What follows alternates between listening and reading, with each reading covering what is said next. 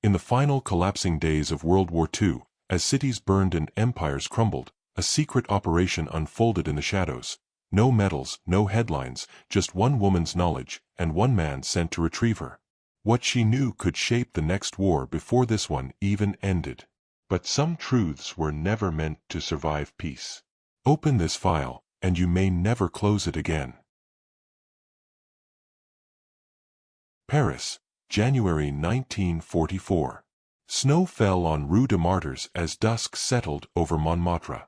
A woman in a gray wool coat and a red beret moved through the crowd, unnoticed.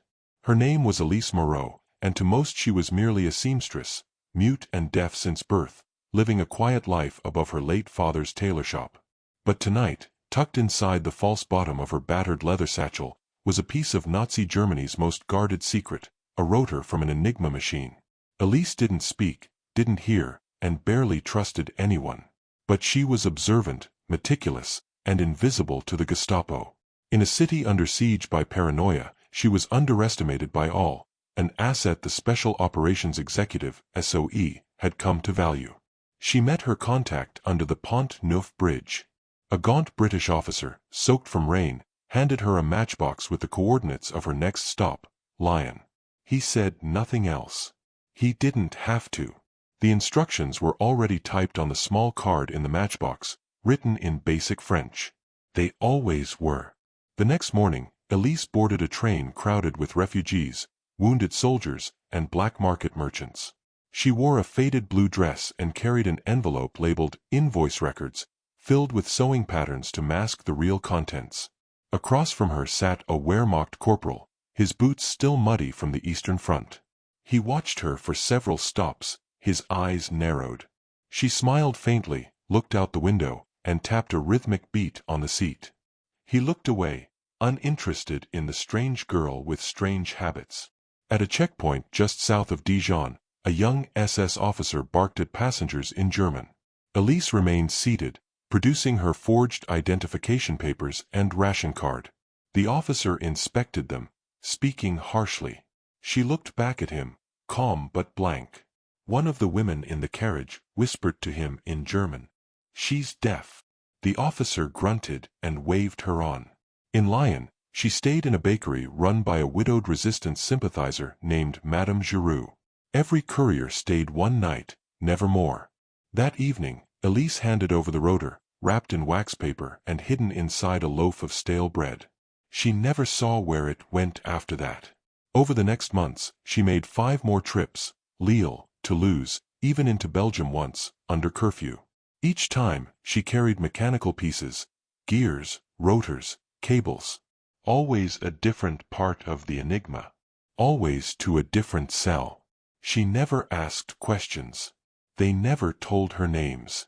One rainy afternoon in April 1944, she returned to Paris to find her apartment ransacked.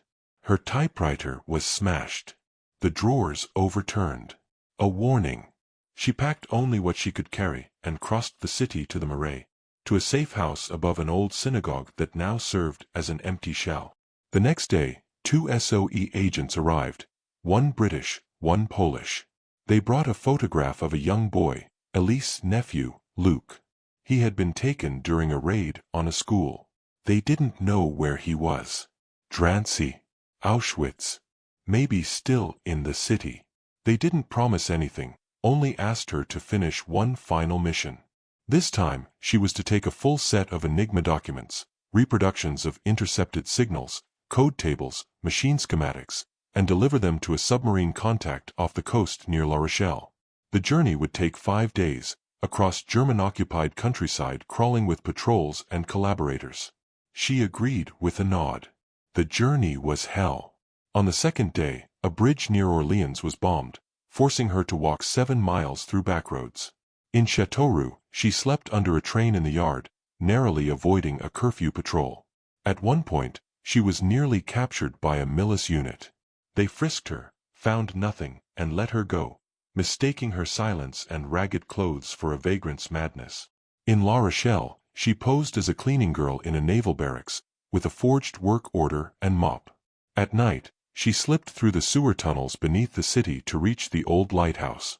There, inside a storm drain, she met a French sailor who had defected months earlier. He gave her a slip of paper. Tonight. Low tide. Dock 14. The submarine surfaced just after midnight, barely a shadow in the fog. A rope ladder descended. She climbed aboard in silence, handing the documents to a British cryptographer named Thorne. He signed nothing, said little, only gave her a small black notebook in return. "It's from your nephew," he said quietly. "He's alive." Inside were 2 torn pages. One held a charcoal sketch of a sun and a tree. The other said, "Aunt Elise, I am okay. I think of you. They say I will go to Sweden. I hope it is true. I love you." She cried for the first time in years. Elise returned to Paris days before D-Day. The city was stirring, uneasy, crackling with whispers of an Allied landing. The Gestapo was tightening its grip. So contacts began disappearing. Madame Giroux was arrested. Elise went underground.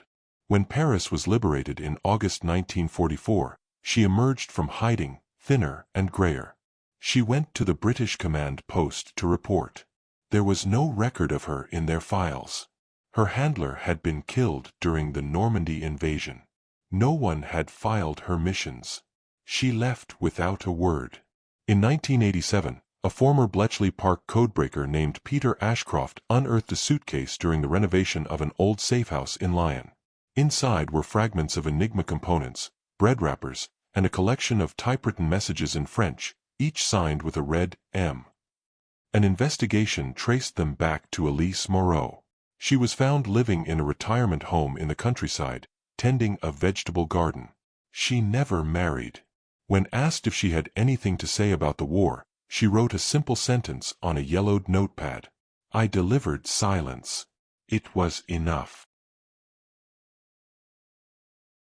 In March 1945, as the American fleet drew ever closer to the Japanese mainland, Lieutenant Shiro Tanaka sat beneath a paper lantern in a barracks outside Kagoshima, writing what he believed would be his final letter.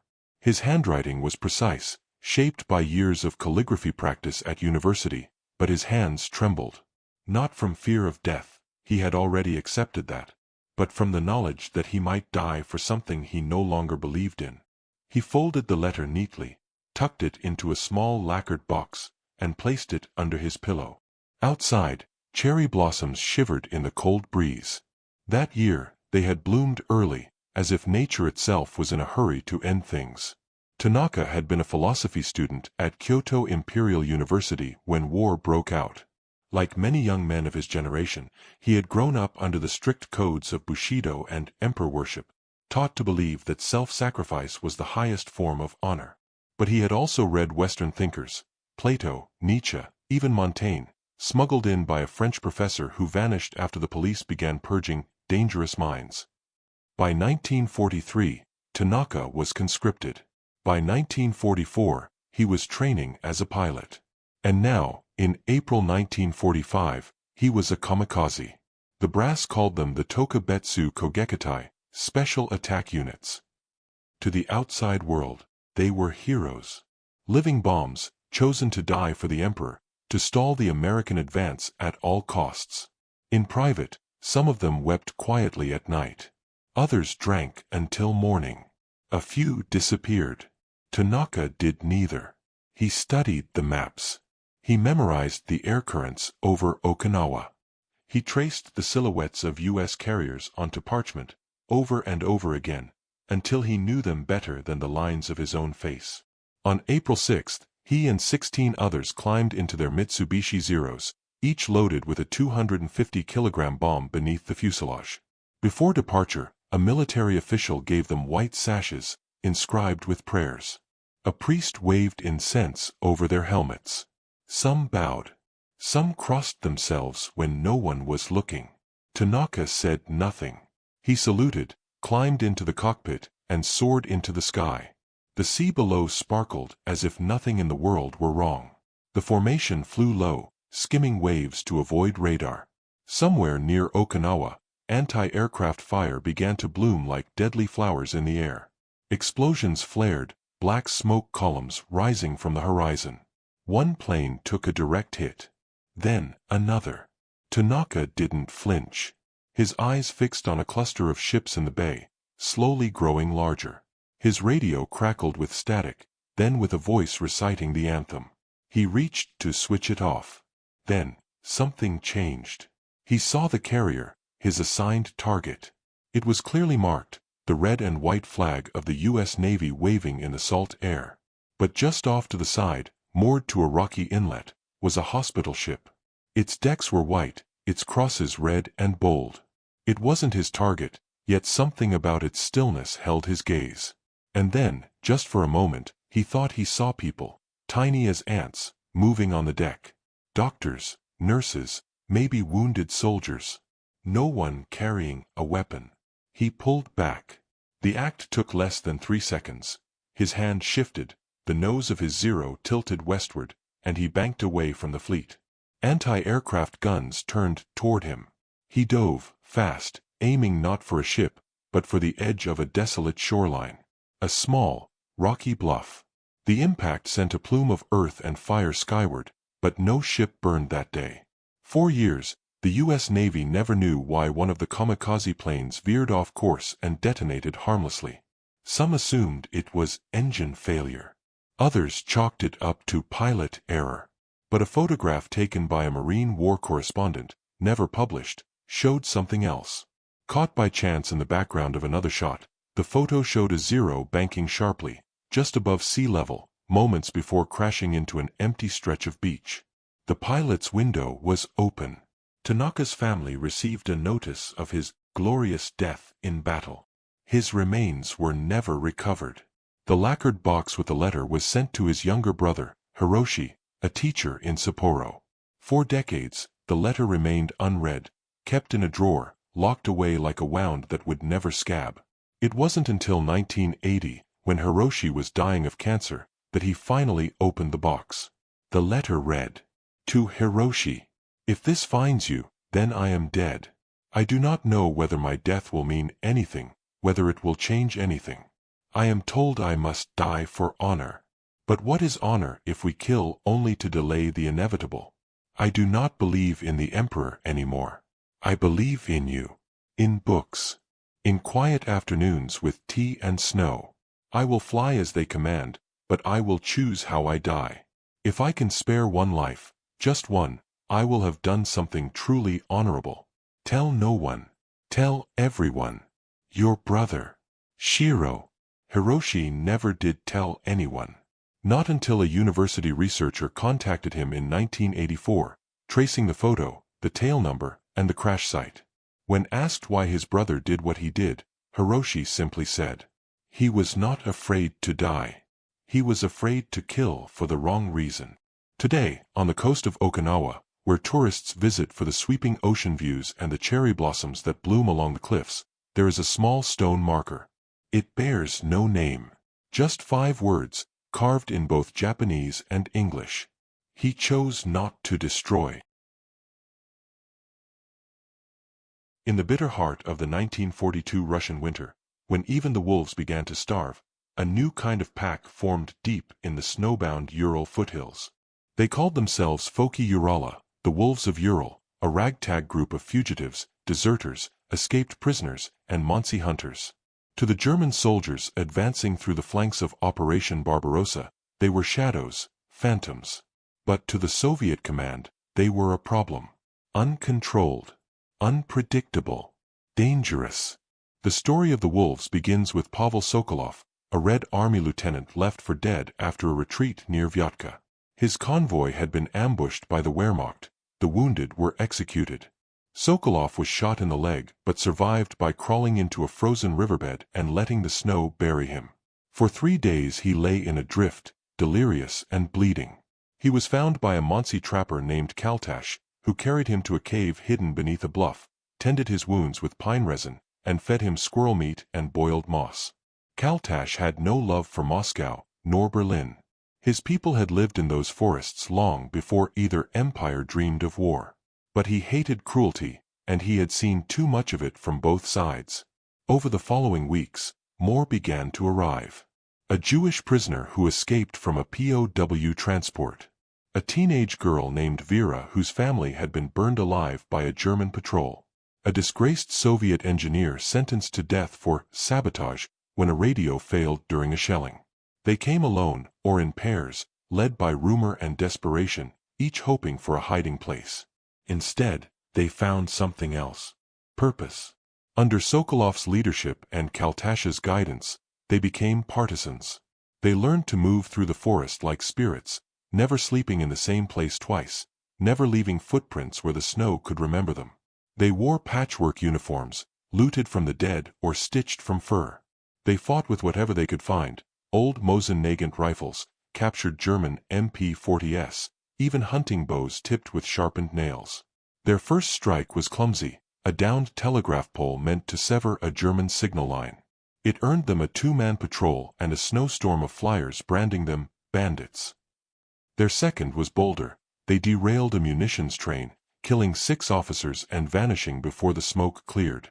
That was when the Wehrmacht gave them a name, Die Geister aus dem Schnee, the ghosts from the snow. But they were not ghosts. They were human, and they suffered.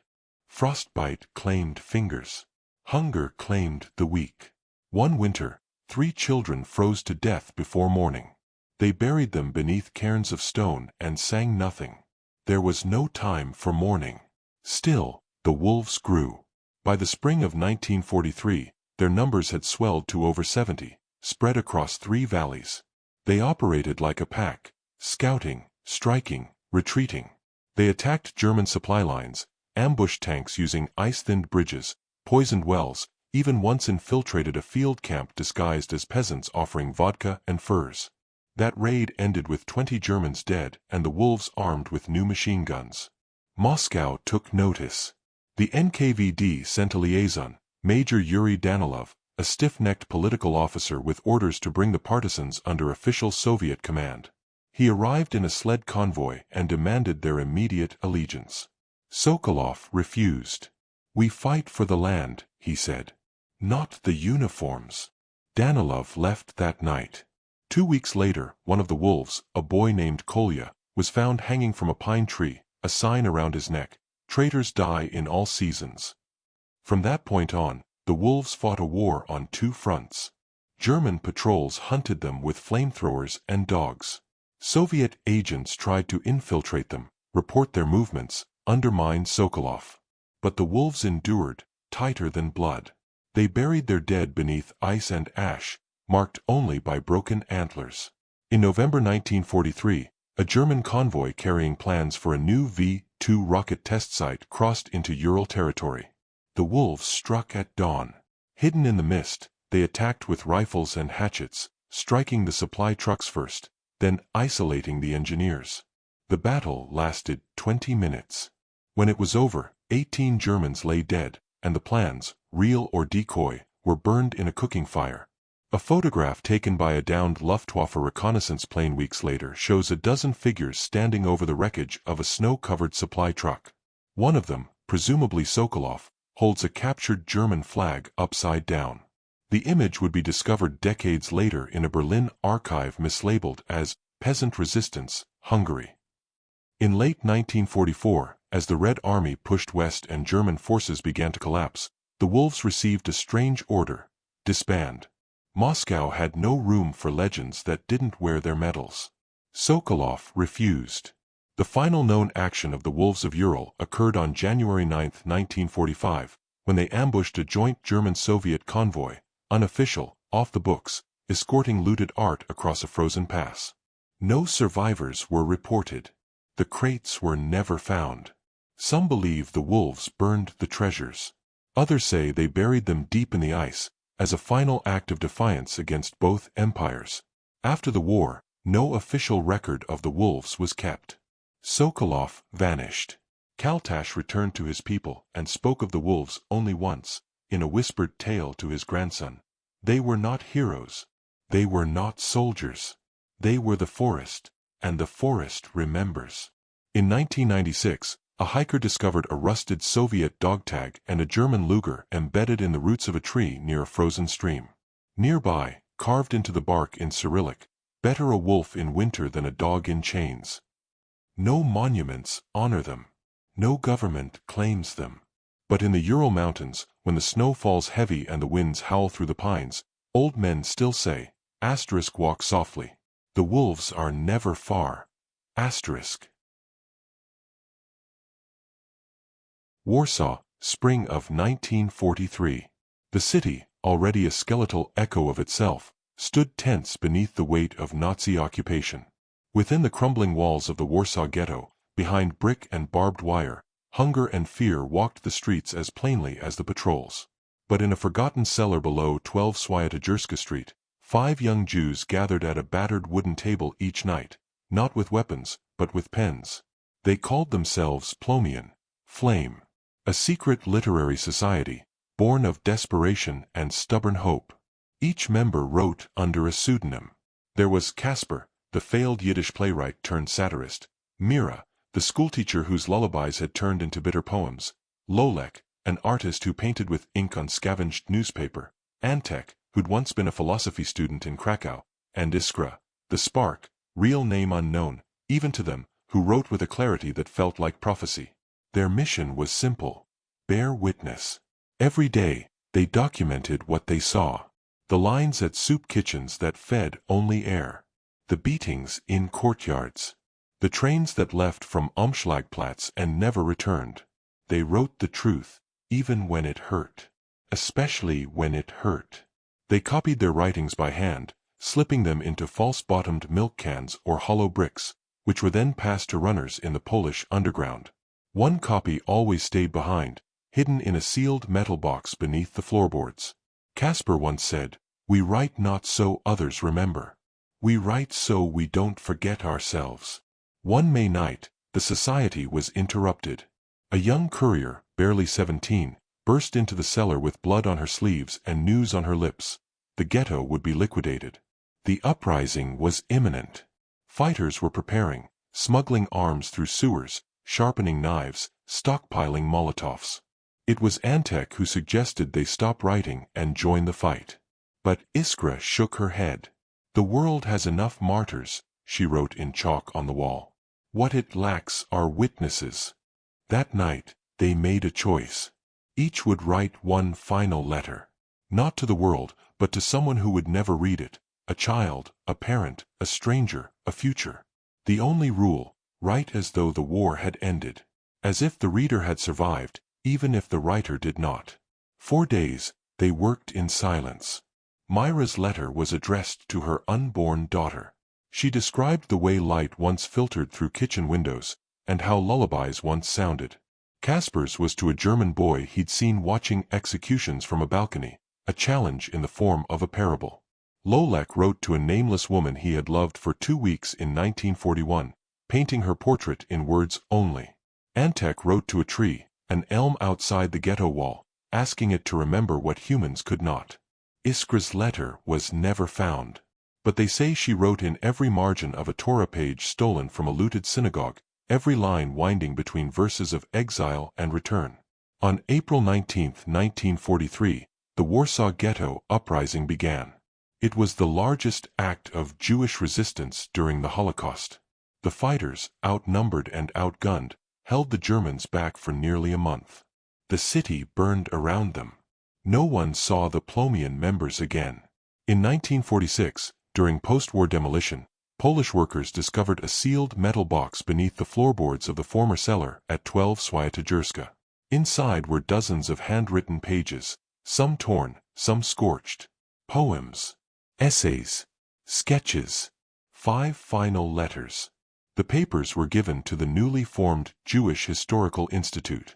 They became part of the Ringelblum archive, a real collection of testimonies hidden during the war.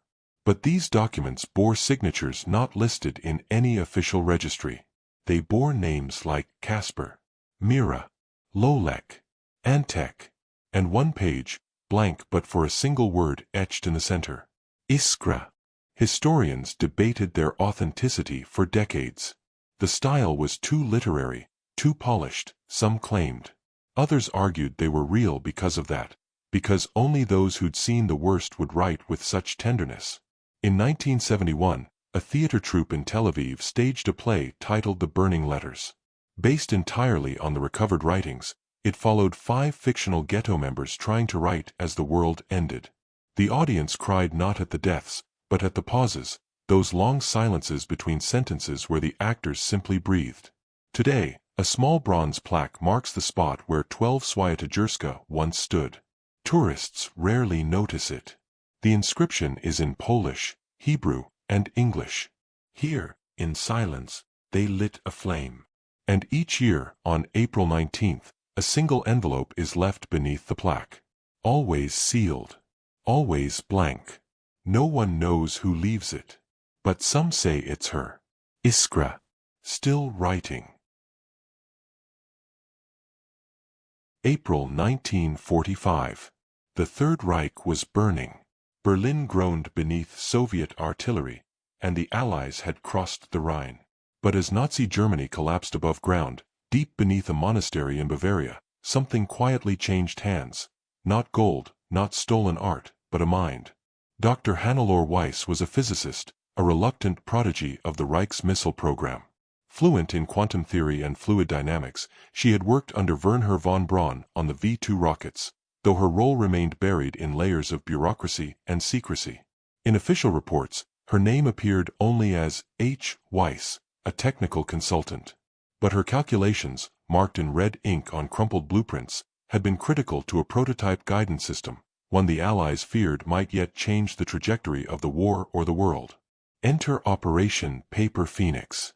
Conceived by the OSS, the operation was meant to preempt Soviet attempts to seize German scientific assets. The mission was to locate, extract, and quietly absorb scientists who could serve the American post-war effort.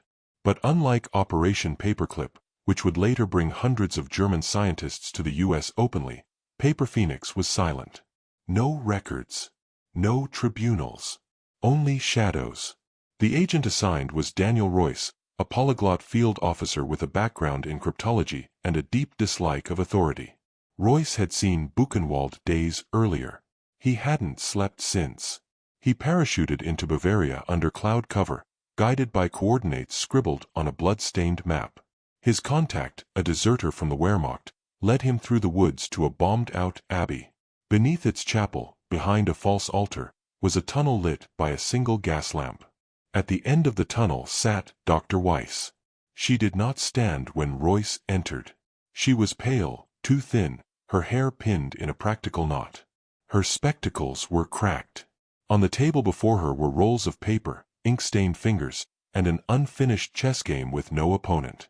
"I expected Russians," she said in perfect English. "Disappointed?" Royce asked.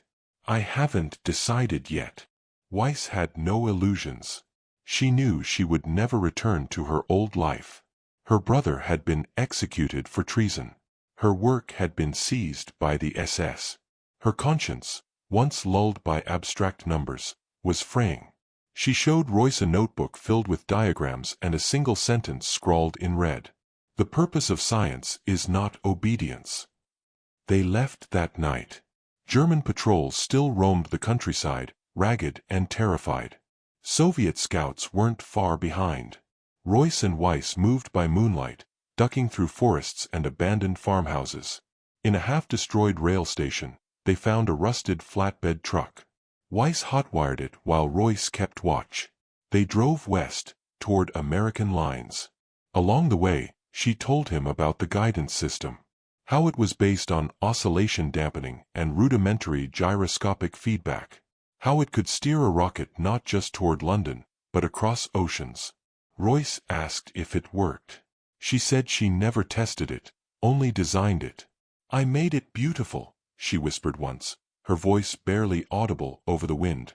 "I never thought of where it would land." Near the town of Lindau, they were ambushed. A Volkssturm militia group, more looters than soldiers, opened fire. Royce was shot in the side. Weiss dragged him behind a stone wall, picked up his sidearm, and returned fire until they fled. She patched his wound with torn linen and vodka from a smashed cafe. They reached the American-controlled zone on April 28. Royce, half-conscious, handed Weiss over to a major from Army intelligence. The men took her away in a black car. Royce never saw her again. He returned to the U.S. with a medal and a limp. 4 years, he taught cryptography at a university, drinking too much and speaking too little. He tried to find out what happened to her. Every door he knocked on was classified. Every answer, redacted. Then, in 1963, he received a letter. No return address. Just a single sheet of paper, folded 4 times. It showed a chessboard. The final move was written in red. QH6 hashtag. Checkmate. He knew it was her. Rumors began to surface in the 1970s of a German-born woman working under a pseudonym in a New Mexico research facility. Some claimed she helped optimize satellite trajectories. Others whispered she'd had a hand in early guidance systems for intercontinental missiles. Nothing confirmed. In 1999, a Freedom of Information Act request unearthed a declassified memo titled Project Phoenix, Retention of HW. It listed her code number, her American alias, and a final location, Los Alamos. Her real name was never spoken again. Today, in the Smithsonian's Air and Space Museum, inside a quiet display about Cold War missile technology, sits a prototype guidance core, no larger than a grapefruit. The placard says, Origin Unknown. But in tiny red ink, almost invisible beneath the plastic casing, are the initials. H.W. Operation Paper Phoenix never officially existed. No books, no memorials. Only the trail of a woman who chose to trade one monstrous allegiance for another. Quietly, skillfully, without fanfare. Some say she betrayed science. Others say she saved the future. But those who knew her name remember only this. She never missed a move. She vanished into black ink and sealed folders, her name erased, her brilliance weaponized. The war ended, but her mind lived on in missile codes and launch arcs. She wasn't a war criminal. She wasn't a hero. She was something far more dangerous, a ghost in the circuitry. And now that you've heard her story, you can't unknow it. Close the file, or keep reading.